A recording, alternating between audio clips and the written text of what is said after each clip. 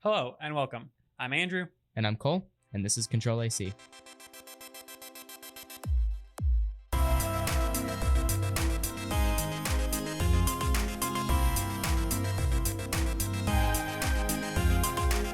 CTRL-AC is the podcast where we talk about monitors and cars and monitors in cars.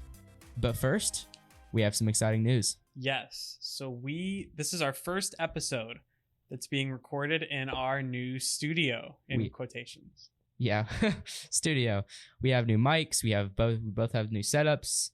So we will be sounding more consistent and better. Yeah, and this is our first episode on our new upload schedule. So we are recording on Friday, and then you're listening to this hopefully on Monday. So we're going to keep that schedule as we go along with the podcast for the rest of the year. Okay, starting off, Sony announces their new line of gaming peripherals. It's called InZone. And they have gaming monitors and they have headsets, and they're specially designed for PS5 and next-gen Xboxes. So what we see here is a 4K, 144 hertz HDMI 2.1. Do we know the size of this monitor? 27 inches. IPS display gaming monitor. And this is $900. So more expensive than your usual gaming monitor. And it's actually, I guess the specs are not that impressive. Like, it's 4K. Wait, it's 4K 144 hertz. That's good. But $900 is still a steep price. Especially when you can get by with a 2K 144 hertz monitor. Like, Razer has a 4K 144 hertz monitor for $650. Yeah, so Asus ROG has a 4K 144 hertz. It's overpriced. You're paying for the Sony name. You're paying for VRR and HDMI 2.1. It looks just like a PlayStation 5, meaning it looks weird. Like, the whole back of it. This is really hard to explain. We'll have a picture linked in the show notes of it's called the InZone M9. This is their flagship new monitor. But it has like 3 stands. The middle stand, or like in the center of the monitor, sort of resembles a PlayStation 5. It has like white borders and a black inside part. It looks like a spaceship. Gives you Alienware vibes. It does look really like an Alienware monitor. And the stand looks cheap. Like, it doesn't look like a VESA mount, but it's white and black. It's a rectangle on the back of the monitor with a pole coming down in a looks like 160-degree angle of just like a black bar. Yeah, it kind of looks like Wall-E almost. No, not like Wall-E. Wall-E's friend. So in terms of specs, we already said 27-inch 4K. It's an IPS panel, 1 millisecond response time, VRR for G-Sync and NVIDIA GPUs, plus DisplayPort and HDMI 2.1, and it can also display video via a USB-C cable. So when you're done gaming, you can plug your MacBook or your USB-C laptop into this and have a pretty nice laptop display. And then alongside the M9, Sony also announced 3 different headsets. So we have the Sony. Now, if you've owned Sony headphones in the past, you know the names are really catchy. I'm recording this with a pair of Sony WH-1000 XM3s. So the new Sony gaming headsets come in 3 different variations. The first one is the MDR G300/W. The second one is the WH-G700/W. And the highest end one is the InZone H9 wireless noise canceling gaming headset, WH-G900N/W. What? So very Sony names there. The cheapest one, we'll call it 300, the MDR G300, is $99. The 700, the WH-G700, is $230.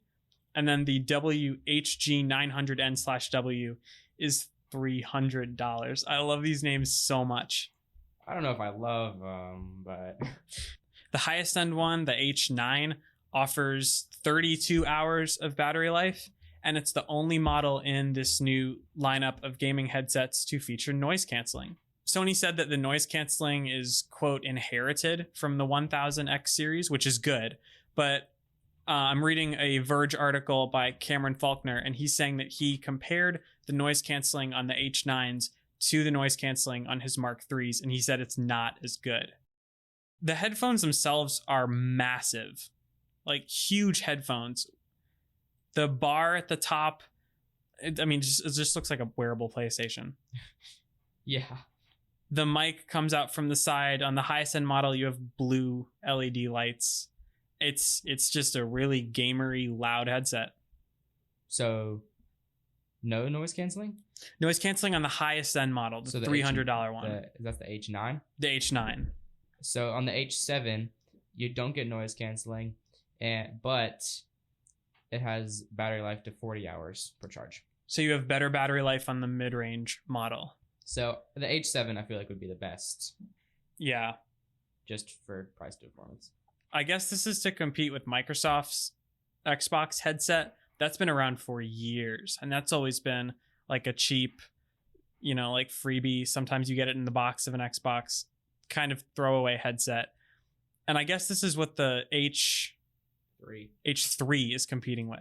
But even still, it's $100 headset. Which is still a lot of money. You can get good headphones for $100. That don't look like an Alienware PC on your head. That don't sound terrible and that are wired either. Like you can get Bluetooth, good, decently sounding and looking headphones for $100. Yeah, so I'm not sure who these are for, especially the $300 version. All of these new InZone things weren't really on anyone's radar, I guess. This was just kind of out of the blue. They didn't release these, obviously, with the PS5. These came like 2 years later. So we have them, and this is interesting. Yeah, it is. Has Sony ever made peripherals? I'm sure they do. They've partnered with things like SteelSeries, like companies like SteelSeries. And so has Xbox, Turtle Beach. Oh, right. I don't think they've ever made their own peripherals. So this is interesting to see. Yeah. Especially for your PS5 that you're going to be playing at 4K 144 FPS. Yeah, so we'll have to go out and maybe buy the H3. That's okay. We and review it? No. No. Mm-mm. If you want to send us one, though, we will do a review on it. So there's one other monitor that came out in the past few weeks. This was actually released a few months ago, and it caught my eye immediately because it's a really cool concept. So it's the Samsung M8 Smart Monitor. If you've ever seen a Pro Display XDR, you have basically seen the M8 Smart Monitor. So this is a Samsung 32-inch 4K monitor and smart TV. Seriously? So the big feature is it's a monitor, and then when you're done with it being a monitor, it has Tizen built in, and you can just watch all your TV on it with streaming services built in. So it's a 32-inch TV. It's a 32-inch TV that can be used as a monitor. Per reviews, it has a slow OS. It doesn't have very many ports. There's a magnetic webcam that's bad. There's no VESA mount. So, and it's also $700 for a how it's a 4K monitor for $700. Do we have speed like hertz? 60 hertz. 4K 60.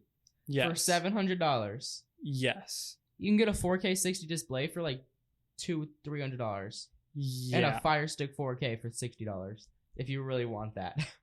It looks like a Pro Display, but it also looks just like an M1 iMac.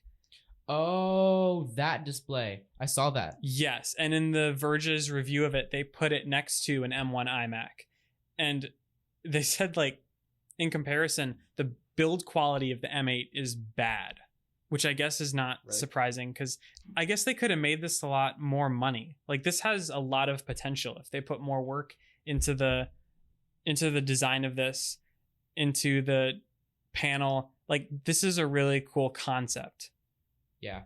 Is it aluminum or plastic? It looks like plastic. So if they made this machined aluminum, then it'd be worth closer to $700 than plastic. Then it would be good, yeah. If this was an aluminum display, since it's already not VESA mountable, then it's still being held by their own mount. I mean, why not at that point? Yeah. And Samsung also advertises that you can use it without a computer. So it uses the built-in processor to access apps like Microsoft 365 via Samsung's Tizen browser. Oh. So it's like Amazon Silk, but Samsung. Right. I'm reading The Verge's review, and I just want to read this paragraph. I touched on this earlier, but using the M8 as a standalone computer just doesn't work well enough to recommend trying it. Microsoft 365 is available as a web app on the M8 via Samsung's Tizen browser, and it's the most frustrating way I've encountered to type documents. It's slow to load, slow to operate, and the typing indicator that shows where the cursor is on the page doesn't show up during testing. So it's bad as a standalone computer, it's fine as a monitor, and it's $700. It's a cool concept, I just don't think it was executed well. Or worth $700. Yeah. For a dorm, though, like imagine having this in your dorm setup, having the monitor and then just having the TV whenever you're not doing work. I mean, but why not just get a 4K Fire Stick or Apple TV? Yeah. And then a nice monitor. Or why not just get a nice monitor and go to Netflix.com? Yeah. We're going to take a quick break and then we'll continue with strangely named products and we'll talk about the Xiaomi Mi 12S Ultra. We'll be right back.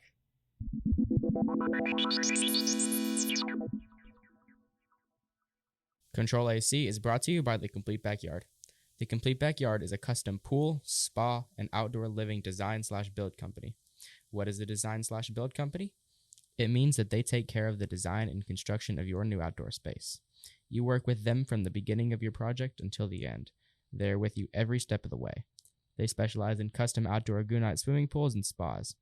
In addition, they also design and build custom pergolas, decks, cabanas, fire pits, outdoor kitchen, and outdoor living spaces. They love transforming a boring backyard into a complete home oasis. To request a consultation, go to thecompletebackyard.com. Welcome back. So now we're going to talk about the Xiaomi Mi 12S Ultra. Yeah, so Xiaomi's Mi 11 Ultra. If we take a second to go and look back at that phone came out last year, and it's a crazy looking phone. If you haven't seen it, I would definitely look at a picture. We'll link one in the show notes. But it has a camera bump that is the entire width of the phone.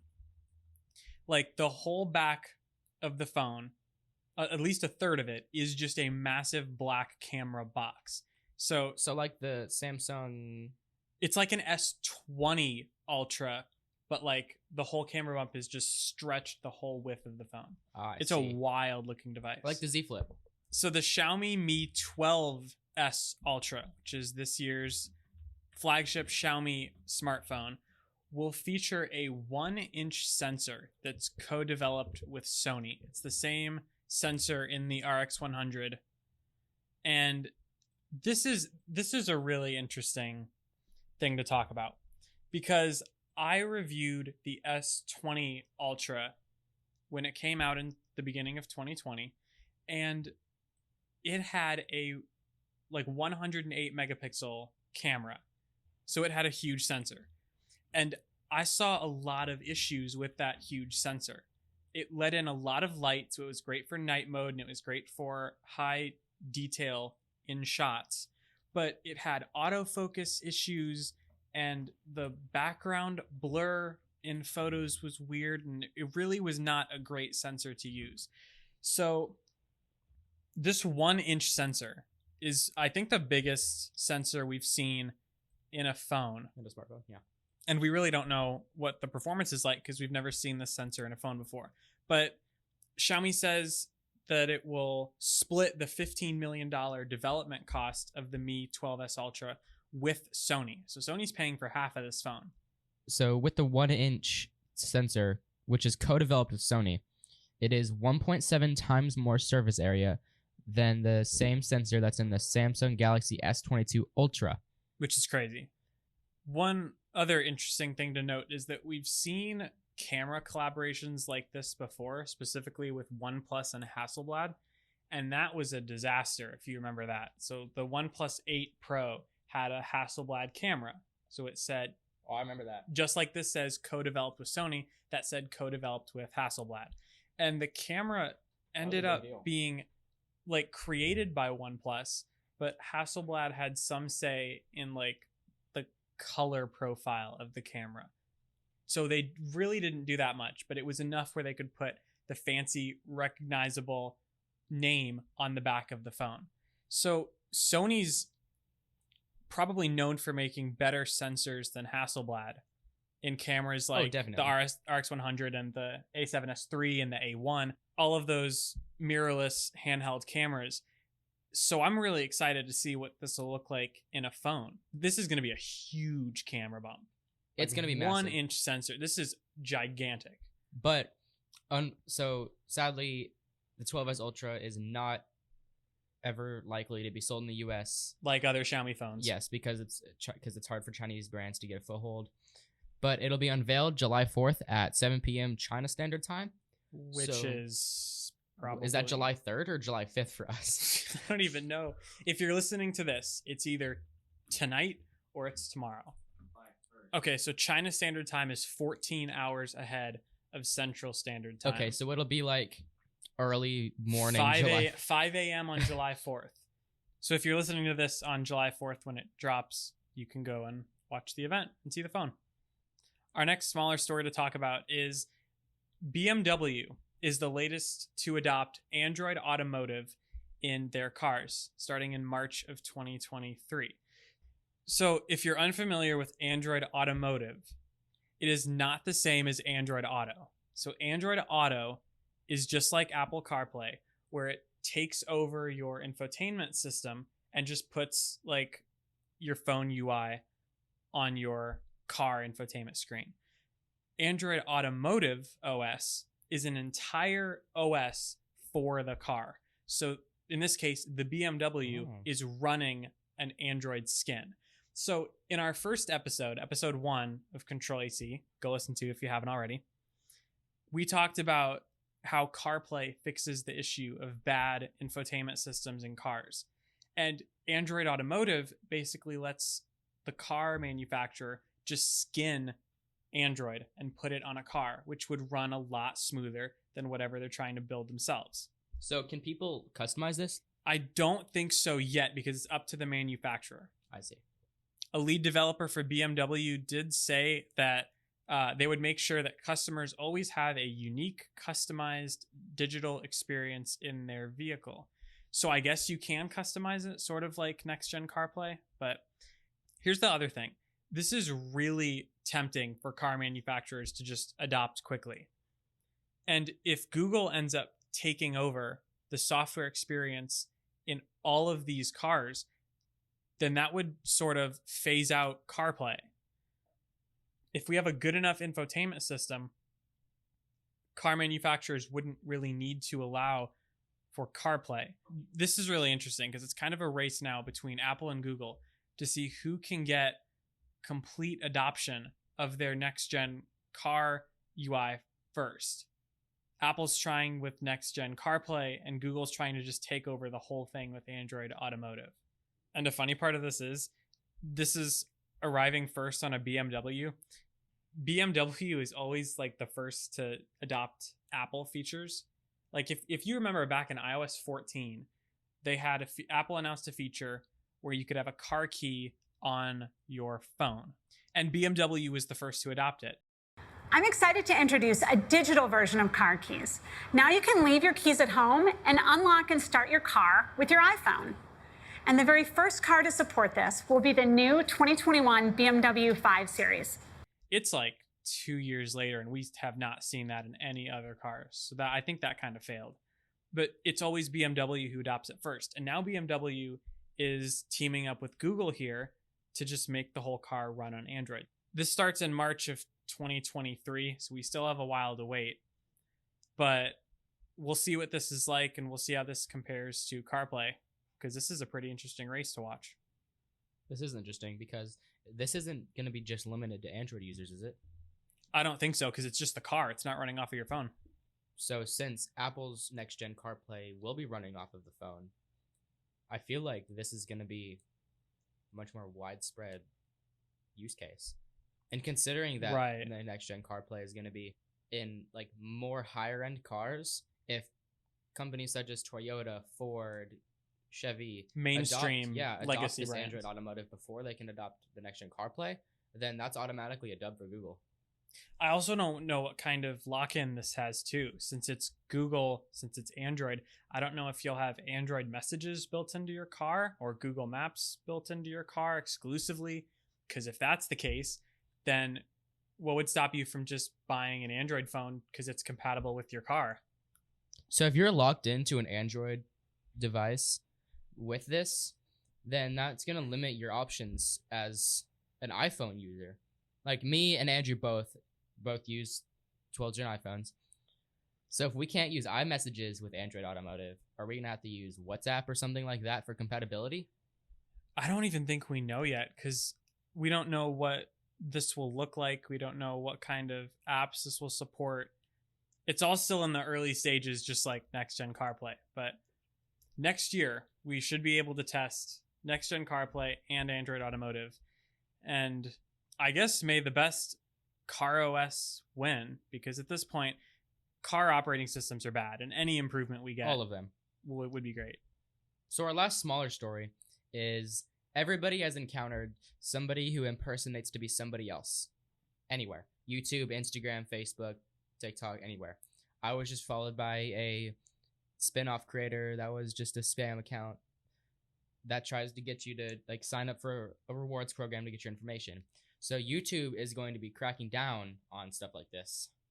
There was recently a Mr. Yeaster video where he explained there are fake, like tons of fake like burner accounts that they would use to fish information from people. It's a site-wide problem. Yes, it's everywhere. If you've been in the comment section of any YouTube video from a larger creator, you'll see all of these bots in the accounts saying like, I have more videos, I have exclusive content, you want a gift card giveaway. It's a really common problem.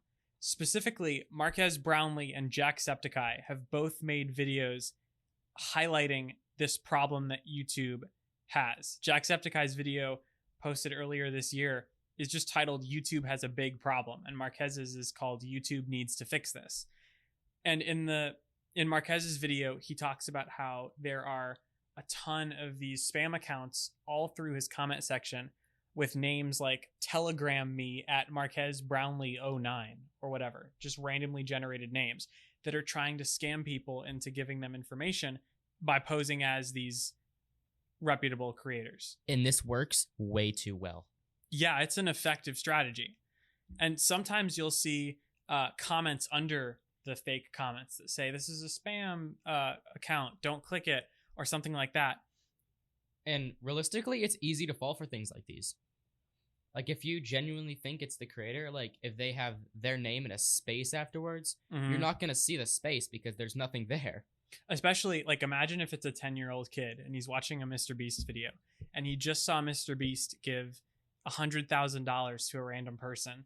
And then he scrolls down in the comments and sees a comment under his comment that says, hey, this is Mr. Beast. Can I give you $10,000?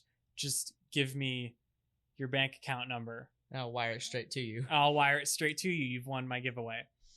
I think that, like with any scam, kids and elderly YouTube watchers would fall for this more often. But it's great to see YouTube cracking down on this because this is a problem they've seemingly ignored for a while. They're also expanding access to harsher comment moderation settings that they started testing earlier this year. They now have a toggle that creators can opt in on that says increase strictness in the comments, and that will supposedly cut down on the number of spam comments. So this is great to see. It really is. Okay, we're going to take one more quick break, and we're going to be talking about a ton of EV stuff.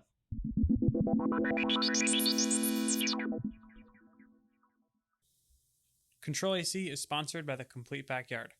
At The Complete Backyard, their priorities are God, family, country, and work, and they believe that actions speak louder than words, and they apply that philosophy, the golden rule, to every project they undertake, treating their clients as they would like to be treated. They take responsibility for their work and provide constant communications with their customers throughout all their processes. For more information, go to thecompletebackyard.com. We're back. So to wrap up this episode, we're going to talk about the crazy mess that is the EV world. So to start off, Hyundai announced their next EV, the Hyundai Ioniq 6. And they gave us the first look at it, so we get to see pictures of all sides of the car, plus the interior. It looks really good. Does it? It looks really good. Well, you think that looks good? It looks like a Model 3. It looks really sleek. The front... Okay, hear me out. Hear me out. The front looks like a Lamborghini Urus. Nope. The SUV. It looks like a Porsche. It looks like a mix of a Taycan and a Urus. I see it. Yeah, like Taycan Urus combo. But the rims look like something from like Jailbreak Rims from look Roblox or something. Horrible. Horrible. And then the inside, let's talk about the outside. So it looks like a Model 3. It's a 4-door small sedan. The back is kind of sloped. It looks the front and back look like a Porsche. Like very similar to a Porsche. It has flat door handles. It has Lamborghini looking headlights. It really doesn't look like a Hyundai vehicle. It looks like they just took a bunch of cars and mixed them together to make this. Yeah, and then the inside has a steering wheel that reminds me of the Lucid Air steering wheel. And then they have a fairly normal EV dashboard. And then they have like RGB galore in the pictures. Yep, it's like they have like pink blue and purple. pink lights everywhere. It's like a cyberpunk interior. Yeah. It looks crazy. It looks good though. It does. It looks like a really good car.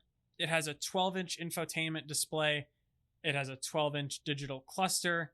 It says that one of the main features is the lights on the steering wheel and in the car. The lights turn on when the car is charging or via voice commands. You have 64 colors. There's a completely flat floor that Hyundai says is stretched for optimized legroom. Interesting. And there's also an option to have camera door mirrors rather than regular mirrors in markets where they're legal, which doesn't include the US. So that's really cool. So they're just cameras instead of mirrors, and then you can see the display on the inside. Yeah, instead of having the mirror outside. I guess that's quite cool. I mean, I guess it helps with aerodynamics a little. I guess. And that would look cool in a commercial. Yeah. Like I'm just saying. So this is supposed to be directly competing with the Model 3. There are no technical specs for now, so we don't know what the range is. We know it's using roughly the same battery as the Ioniq 5 from Hyundai, which was rated for 315 miles on a charge. This has a more streamlined design. It has a drag coefficient of 0.21, which is really low, one of the lowest in the whole automotive industry. We also don't know the price. It's supposed to be cheaper than the Ioniq 5, which starts at $46,000. So maybe we have a sub $40,000 non-Tesla EV, which is actually really promising. Because remember when the Model 3 was actually $30,000 before they raised the price like once a month? Pretty much. It's supposed to go into production next month and should go on sale by 2023. And the full public launch is July 14th, which is 2 Thursdays from now. So then we should know all of the details, including the range and the horsepower, 0 to 60, all that fun EV stuff. But so you don't know what motor or anything it has in it? No. Okay. Right now we just see the design. It looks really nice though. It does. It's all right. Okay, so Cadillac's ultra luxury Celestiq EV. It will be coming out in 2024, and it's going to be Ultium powered. Yes. So this is supposed to be the Halo Cadillac car. It's their very best car that they offer. They said that they're attempting to have the Ultra Cruise GM driver assist feature be a door-to-door driverless operation running on Qualcomm's Snapdragon Ride platform. So this is supposed to be the most luxurious Cadillac ever made, Production will start in 2023. It will have a pillar-to-pillar touchscreen that will supposedly outdo the 33-inch screen that Cadillac has made prior to this in both its size and pixel density. So this will be a really impressive screen, hopefully like the size of the EQS screen. And then it'll have all-wheel drive, four-wheel steering, a full glass roof, and they've only shown off like the wheels, the door hinge. They haven't shown off the whole thing. So this is like a Maybach Cadillac. It's also going to start at around $300,000. So this is in like the Maybach Rolls-Royce category. Like this is going to be, it's 3 times the price of an Escalade. And the Escalade is already like peak luxury in terms of like any sort of reasonably priced car. So I'm sure with $300,000, Cadillac can make a pretty incredible EV. We don't know the range. We don't know performance. There's supposed to be fewer than 500 built each year. So we're not going to see very many of these. I don't know. This kind of looks, it doesn't look totally like Vaporware to me, but it does not look like we're going to be seeing this anytime soon. I mean, it says 2024, but are we realistically going to see this in 2024? It's a $300,000 EV. So that, I mean, for you to make a $300,000 EV, you better have like a 500 or 600 mile range. Like they have to crush it in terms of range and performance for you to spend $300,000 on this car. They can't just have it to where you're paying for the name. No, nobody's gonna buy this. If it's a crappy car, nobody's gonna spend $300,000 on it. Yeah, the market of $300,000 cars is already really small. So this is the first EV in that market, and I guess it's the first Cadillac in that market. So that's cool. You could either buy this or you could buy like 6 Hyundai Ioniq 6s. So it's up to you. Or a house. I mean, you could buy that too. And then it wouldn't be a normal week in tech without having Tesla news. And once again, it's not positive Tesla news.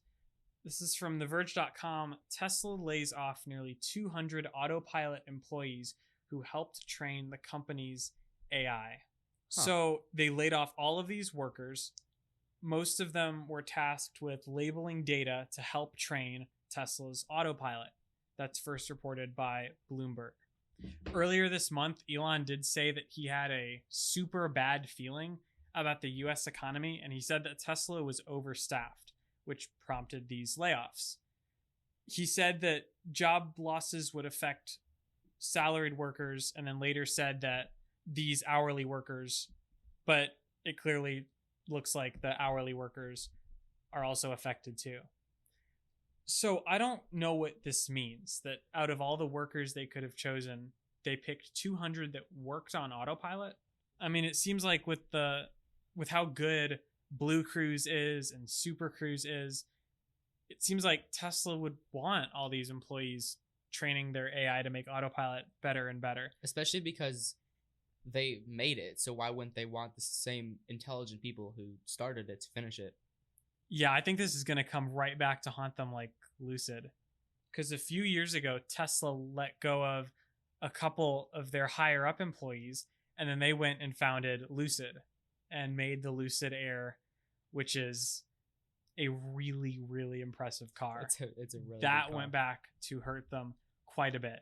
I mean, these 200 autopilot employees are going to get picked up immediately by like GM and Rivian, Lucid, all of these new up and coming EV manufacturers. But this is just a strange story of all the departments where you could lay off people. Why autopilot? Why the one that's threatened the most? Do you think there's a specific reason? I don't know. Like, do you think maybe they were selling data or something? I don't think so. Elon just said the economy's bad. They need to cut employees, but And then speaking of Tesla, again in a negative way, JD Power published its initial quality study for 2022 model year cars this week. It found that new vehicle quality declined 11% year over year, which is the steepest drop ever recorded, which is honestly kind of concerning. And I guess to the surprise of no one, Tesla and Polestar were both at the very bottom. Tesla was towards the bottom and Polestar was just dead last, while like Buick, Dodge, Chevrolet, and Genesis take the top spots. But this is really to the surprise of no one. Teslas always have been really poorly made cars. Like in every single Tesla review, the owner usually talks about paint chipping, panel gaps everywhere, doors not closing, creaking in the interior. They're just poorly made cars. Hey, so Tesla and Polestar aren't last. They're ranked on a different list because they are not eligible for the study award. So Tesla ranked 226 problems that they found per 100 vehicles. Per 100 vehicles. And Polestar ranked 328. So Polestar ranked dead last, but Tesla ranked about six, like it tied for sixth to last with Mitsubishi. Okay. And then for perspective, Tesla has 226 average problems per 100 vehicles, and Buick, which is number one, has 139. So I don't know if this is supply chain problems that are causing all these EVs specifically to be poor quality vehicles. I don't know if this is just Tesla continuing to slack off in interior quality. We really don't know. But the thing that EV manufacturers need to focus on now is just keeping the quality with other vehicles. Like the driving experience and the ride quality of EVs is already so high. They just need the interior quality to match that. And then they would make some of the best vehicles out on the road. Yeah. But per this JD Power study, that's who needs to improve, Tesla and Polestar. I've ridden in a Polestar one time at an auto show. It's a really cool car. And I know Polestar's parent company is Volvo. And Volvo was also at the very bottom of the list. Like third to last was Volvo. So this just tells us who needs to improve with their quality. Mm-hmm.